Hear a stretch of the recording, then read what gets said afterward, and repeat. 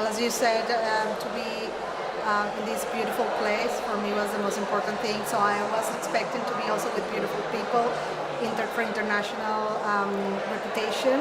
I think the conference has get that. I'm very happy with that. So as you have seen in the first keynote speaker, the Congress was able to deliver talks from very reputable and people with a lot of expertise in the area, community. So I think that was that fulfilled my expectations. Simply because the immune system is linked with every other system in our body. It's linked with the nerve system, it's linked with the digestive system, it's linked with all our senses. So meaning that everything that is affecting us in many other systems also can affect the immune system. So there's an urge, necessity to be able to target these affections or these conditions through the immune system. When we get sick, the first one who is telling us that we're sick is the immune system. So that's why, in a kind of way, the immune system, as many other researchers doesn't want to look at it, basically the immune system, I think, is the peak, is dominating all our body in many senses. And that's why it's so important to understand it and be able to control it when we need it in targeting inflammatory conditions.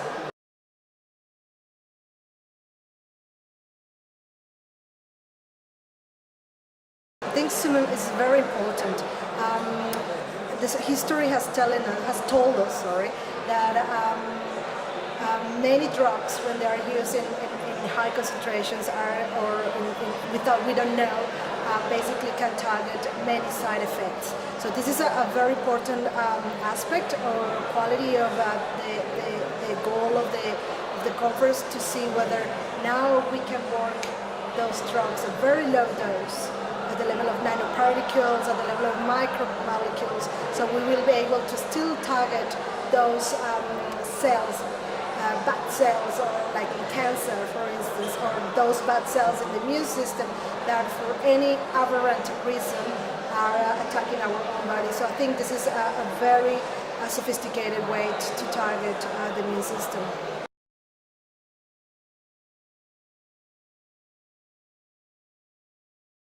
Absolutely. This is what we have published recently in our paper in Nature Immunology that just recently was published in March this year. And basically what we have discovered there is that for the first time, diet can affect directly the gut bacteria that lives in our gut, or called microbiota. And by saying that, the gut bacteria produce metabolites, also called short-chain fatty acids, which have anti-inflammatory properties, meaning that affects the immune system in order to be able to induce immune tolerance, and which is important for the development of many autoimmune diseases. And in this, it's for the first time that we have been able to elucidate the role of the gut microbiota in the development of type 1 diabetes.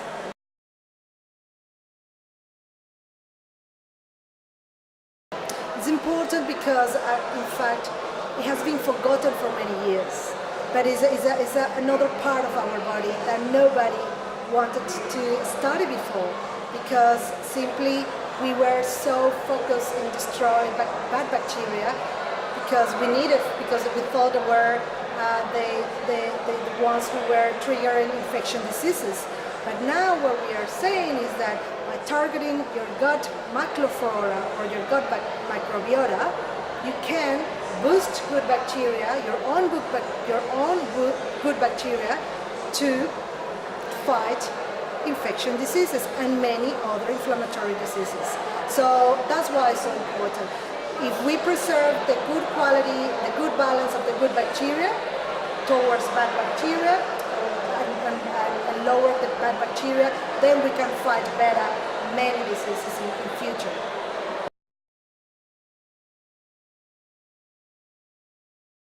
Simply because the bacteria basically is modulated by our diet. So That's why this slogan that says, "You are what you eat," is so important, because whatever you eat will change your microbiota for good or for bad. And then you will see those effects in the moment. Well, maybe you will see some kind of discomfort or bloating, but those effects will be translated many years ahead, right? Which is going to be the effect that you will see in many inflammatory diseases like cardiovascular disease. And you will see that happens also in diabetes, which is also targeted by obesity. And you see that obesity, which is mainly a food problem, you see that people call, as a later on developing diabetes, is called a low-grade inflammation, because we are able to tolerate it, but later on will translate in many complications like kidney disease, cardiovascular diseases, stroke, etc. So that's why what we need is control what we eat in order to make happy our own gut bacteria.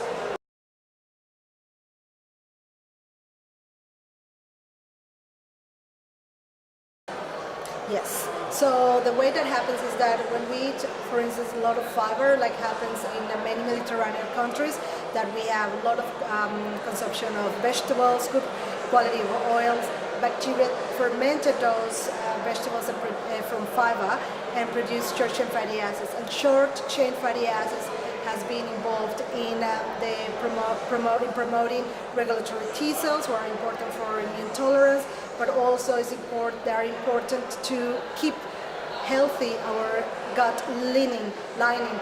So meaning that your gut has been designed to, whatever you have from the exterior and in terms of food will not escape from the gut, and then that will not eventually, like toxins or bacteria, will not develop in many diseases. So that's why it's important to keep our gut barrier very tight, to keep healthy our gut.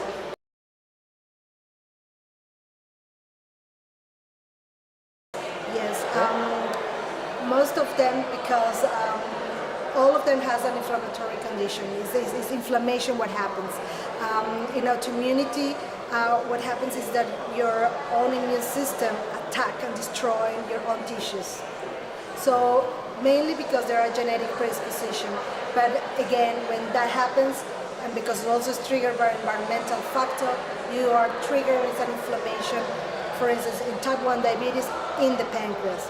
And when that inflammation happens in the pancreas, your immune system attack and destroy the beta cells that produce insulin, and which are important to regulate and control blood glucose.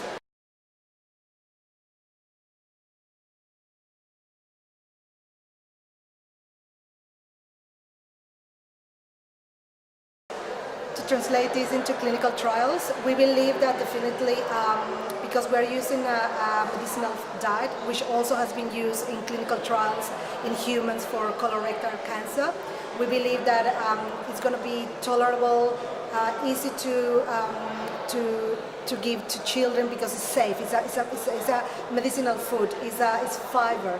Then this is important because type 1 diabetes is mostly affected in children, and nobody wants to mess with your child, right? So we need to find drugs that can be able to target children in a safe way. So we believe that children, but also mothers during the pregnancy, can be able to be treated in order to prevent type 1 diabetes. And this is important because once we consume these diets that only target your gut bacteria is able to produce these metabolites. But as you can see in health policies, we have now that, for instance, mothers that before get pregnant, they can take folate. And folate is also another microbial metabolite. So why not use a medicinal food that will be able to enable us to prevent diseases in our children by just simply consuming fiber or a medicinal food.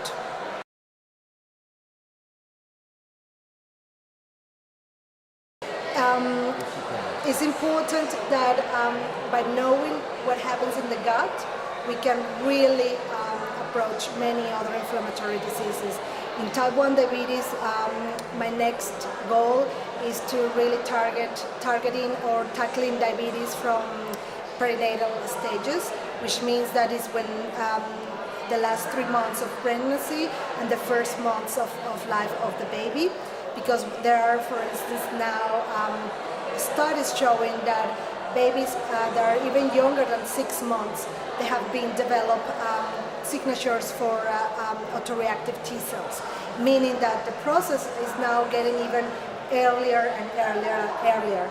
So normally children with type 1 diabetes can start to develop the disease around 3 years and onwards, but now we are going every time earlier. So we need to tackle diabetes from very early stages. So we believe that by going to during pregnancy will be another important stage, because we know that this short chain fatty acids can trespass the placenta, can also be given to the babies through the breast milk.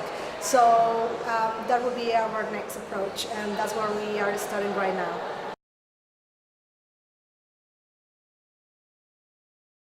Well, that's what we are doing right now. But then, answering your last one, I think that now what we are discovering also is that there are food antigens that can trigger your bacteria. And when bacteria sees these antigens, now they can mimic the effect of what these islet antigens do. And then basically what is happening is, depends on what you eat, you are basically triggering your immune system to go and attack the insulin producing beta cells. So now by simply blocking or changing the gut bacteria in order to produce less these mimetics or these metabolites that can be harmful, we can also help to modulate diseases.